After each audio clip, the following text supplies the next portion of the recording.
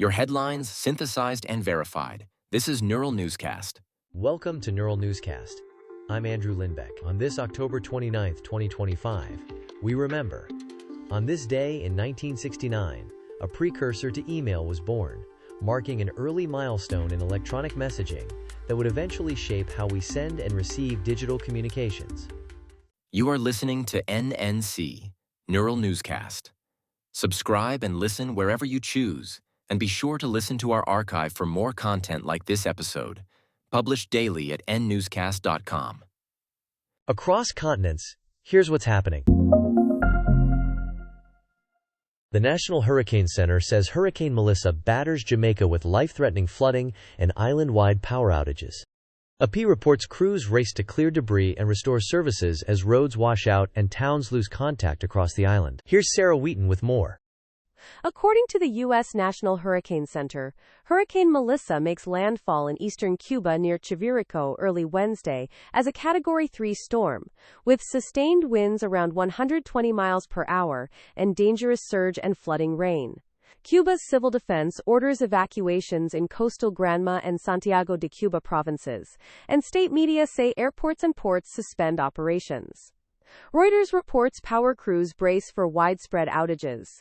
The storm crosses the Caribbean after pummeling Jamaica on Tuesday, damaging homes and roads. Forecasters warn of life-threatening mudslides in mountainous areas. Stay off flooded roads, Cuba's Meteorology Institute says, urging residents to shelter and conserve supplies. This is Sarah Wheaton for Neural Newscast. Reuters reports Israeli airstrikes in Gaza kill at least 100 people, according to Gaza's health ministry, marking the deadliest day since this month's truce began.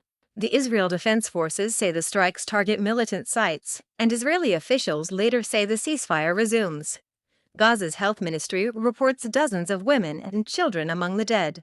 The violence disrupts fragile talks on prisoner exchanges and aid deliveries as hospitals struggle with fuel and medicine shortages.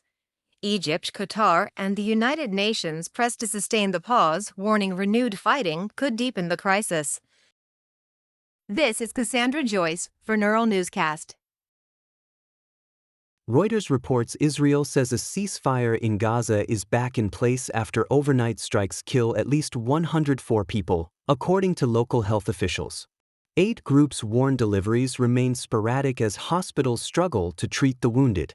The Israeli military describes the strikes as hitting militant infrastructure. Officials say operations paused with the truce's return. Mediators in Qatar and Egypt push to lock in a longer pause and expand humanitarian access. The UN says as civilians wait for guidance on evacuations and medical care. This is Daniel Grove for Neural Newscast. What's happening in government today? Reuters reports, President Donald Trump says he is ready to send more than the National Guard into U.S. cities if he deems it appropriate. Now, let's report on the economy. Economists polled by Reuters and futures tracked by CME FedWatch indicate the Federal Reserve is expected to cut its benchmark interest rate by a quarter point as the job market cools. Let's hear from Ethan Wells. Markets price in a 0.25 percentage point cut, according to CME FedWatch, as policymakers pivot toward a cooling labor market. The aim is to ease borrowing costs for mortgages, autos, and business credit, which could support hiring and spending. Inflation remains above the 2% target but is slowing, Reuters reports. What to watch next? The statement and projections for clues on the path ahead as the Fed balances price stability with employment. This is Ethan Wells for Neural Newscast. Reuters reports Amazon cuts 14,000 corporate jobs as it pours billions into artificial intelligence. In a company memo, executives say they aim to reduce bureaucracy and streamline layers to move faster. The reductions target non-customer roles across multiple divisions in the U.S. and abroad. Leadership says savings will fund cloud, retail, and generative AI projects, with hiring continuing in high-priority areas. Severance and transition support accompany the cuts. This is Cassandra Joyce for Neural Newscast. Innovation and tech trends are next.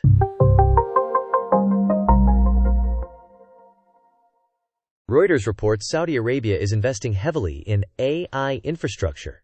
to export computing and services to global markets. Kara Swift has more on this.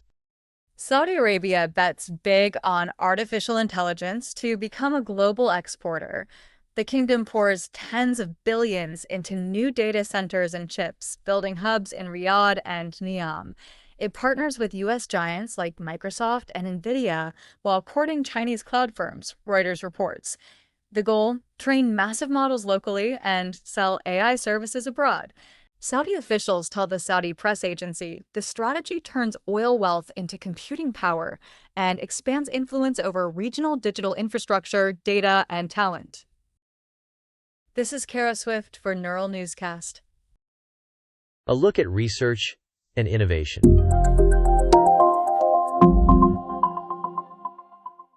The LIGO-Virgo KAGRA collaboration reports black hole mergers that suggest some black holes are products of earlier collisions. I'm joined by Nathaniel Cohen.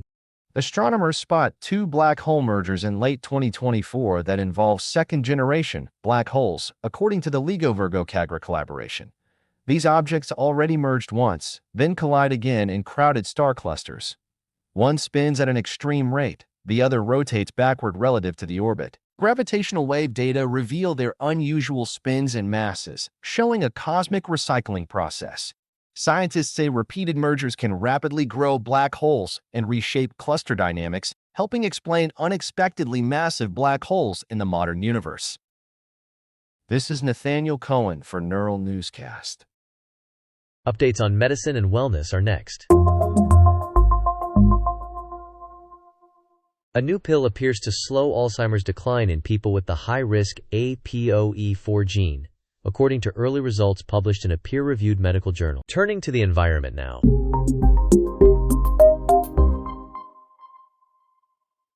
AP reports salmon returned to Oregon's Klamath River headwaters about a year after the last dam comes down.